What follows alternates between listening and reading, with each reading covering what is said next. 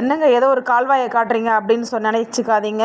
இதுதாங்க நம்ம சென்னை மக்களோட பெரும்பான்மையான தண்ணீர் தேவையை பூர்த்தி செய்கிற புழல் ஏரி.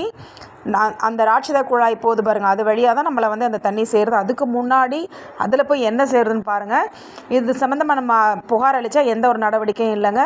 இதை தடுக்கலைன்னா இதுவும் கூவம் நதியாக மாறிடும்.